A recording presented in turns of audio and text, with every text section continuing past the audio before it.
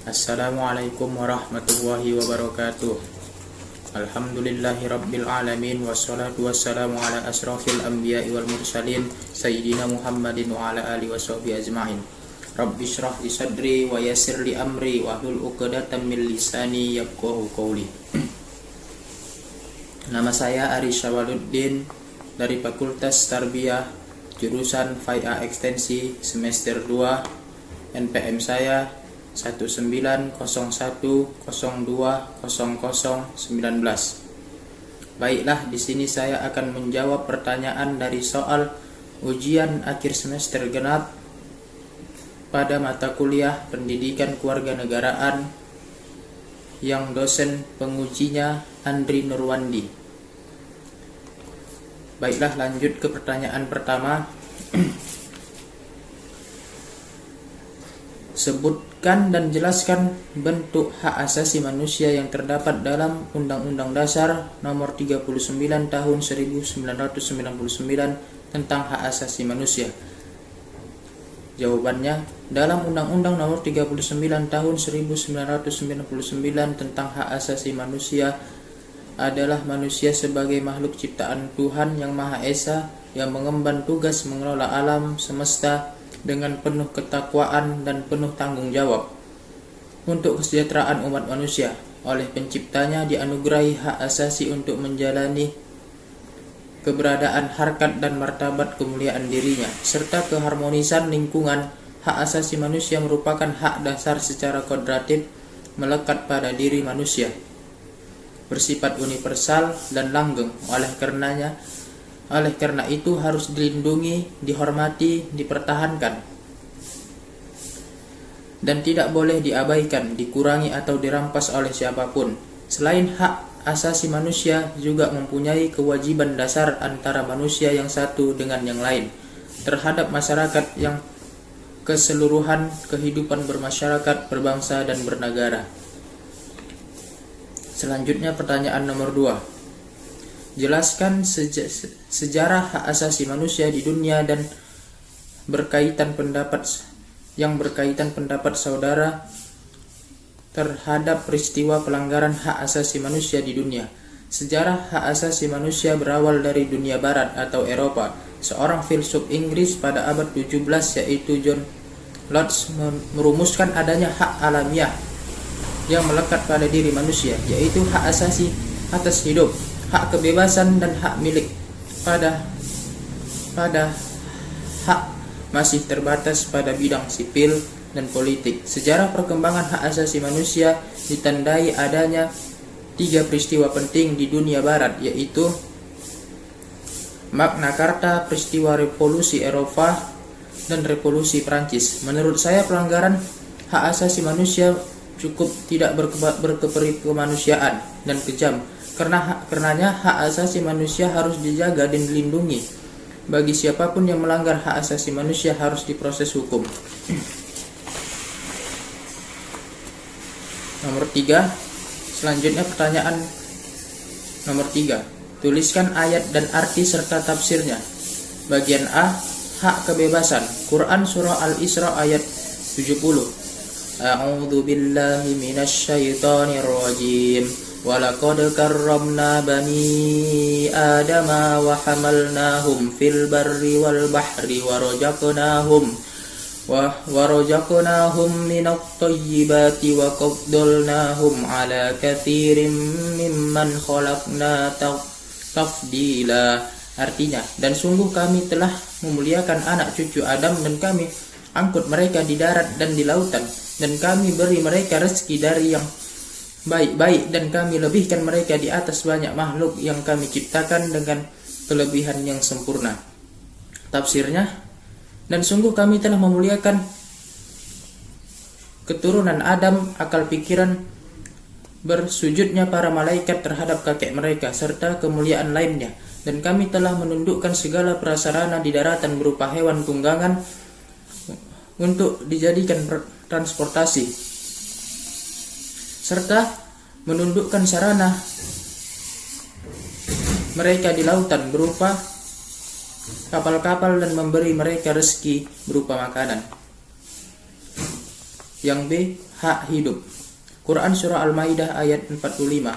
A'udzu billahi minasyaitonir rajim.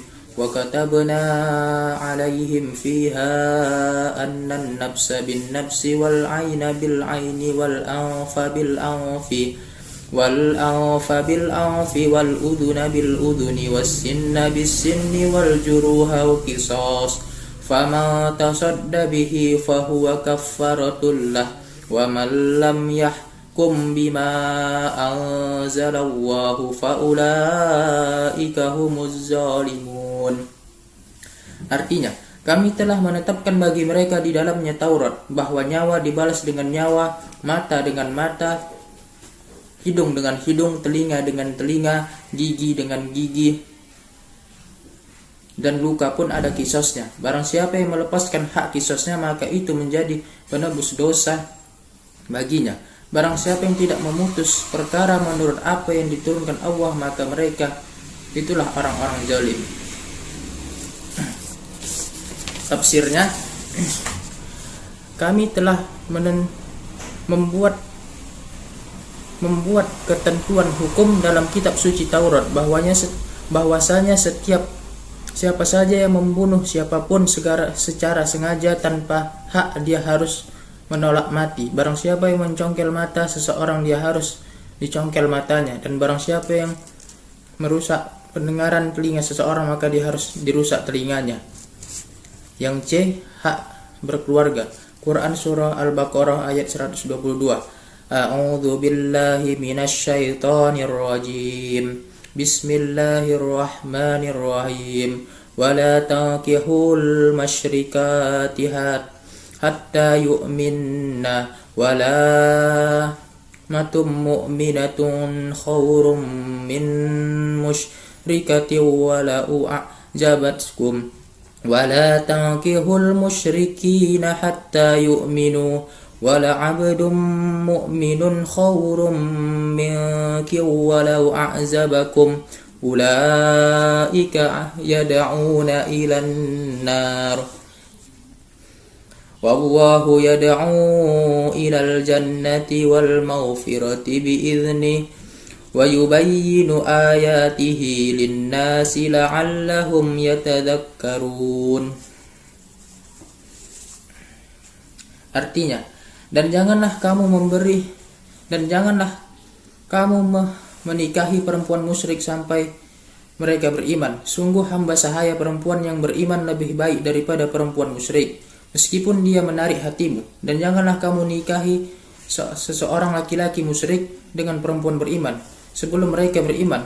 Sungguh hamba sahaya laki-laki yang beriman lebih baik daripada laki-laki yang musyrik, meskipun dia menarik hatimu. Mereka mengajak ke neraka, sedangkan Allah mengajak ke surga dan ampunan dengan izinnya, menerangkan ayat-ayatnya kepada manusia agar mereka mengambil pelajaran. Tafsirnya, janganlah kalian orang-orang mukmin menikah dengan wanita-wanita musyrik sebelum mereka beriman kepada Allah dan menempuh agama Islam.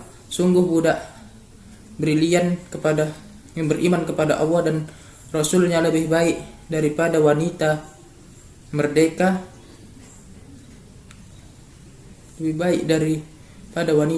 yang menyembah berhala, walaupun kekayaan dan kecantikan memikat hati kalian. Dan janganlah kalian menikahkan wanita-wanita muslimah dengan lelaki musyrik. Sungguh budak laki-laki brilian yang beriman kepada Allah dan Rasulnya lebih baik dinikahi daripada laki-laki musyrik, walaupun dirinya memikat hati kalian.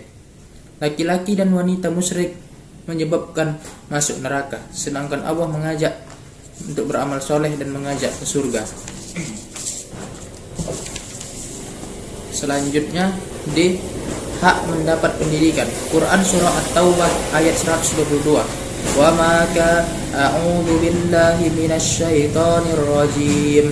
Wa ma kana al-mu'minuna liyanfiru kaffah falawla tafara min kulli firqatin minhum ta'ifatul liyatafaqahu fid dini waliyunziru qaumahum idza raja'u ilaihim la'allahum yahdharun.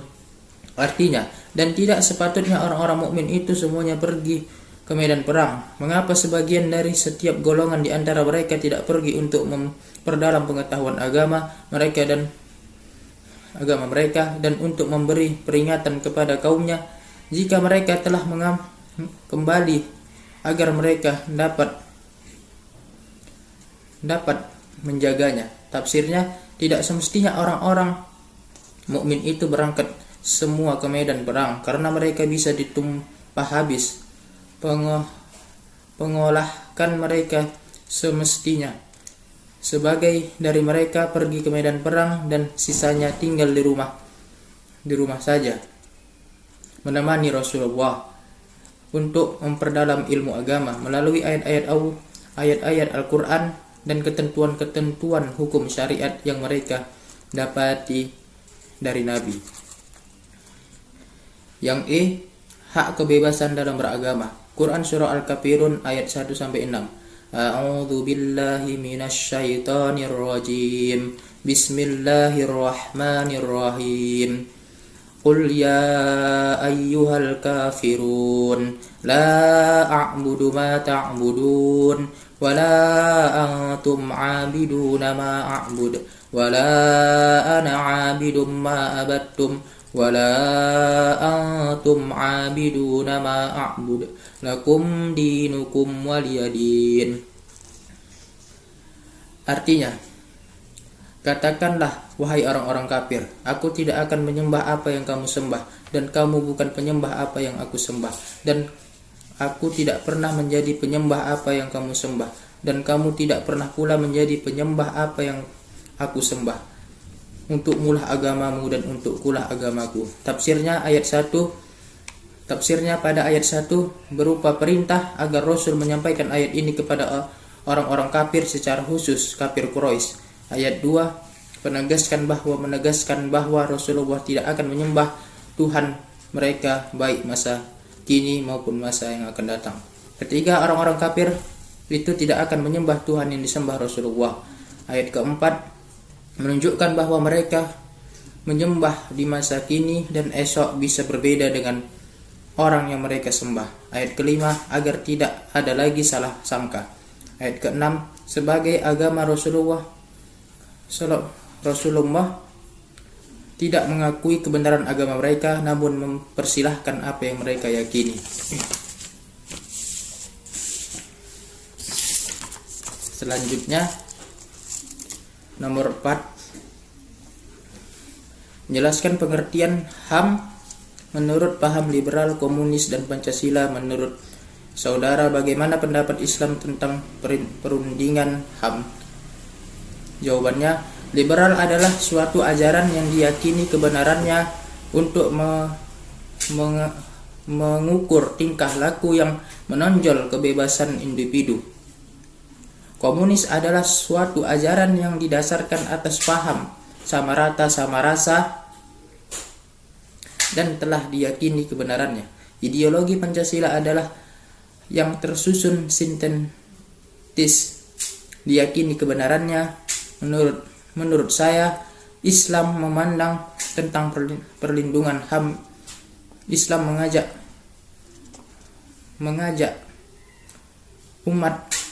mengajarkan kepada umatnya tentang hak asasi manusia. Hal ini menarik tujuan disyariatkannya Islam menyelenggarakan jiwa, akal, menyelamatkan kehormatan.